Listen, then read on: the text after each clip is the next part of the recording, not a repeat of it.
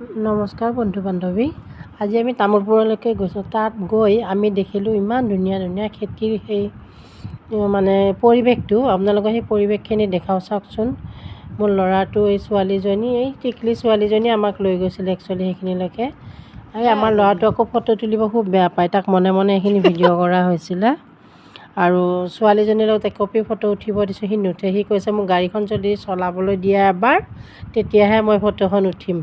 আমি সেনেকৈ হ'লেও মানে মানালোঁ আৰু দে হ'ব দে, দিম দে বুলি কৈছোঁ। দিম দে বুলি কৈ ফটোটো উঠাই দিলোঁ। উঠাই দিয়াৰ পিছত আৰু ক'ত আৰু তাক গাড়ী দিয়া হ'ব। খুব মানে ইচ্ছা নকৰে ফটো উঠিবৰ কাৰণে। এয়া খুব টনা আজোৰা আৰু নাই নুঠে। তাইহে টানি ধৰি আছে, নাই নাই নুঠে। আৰু লাষ্টত এনেকৈ তুলি মেলি আৰু কি কৰিব।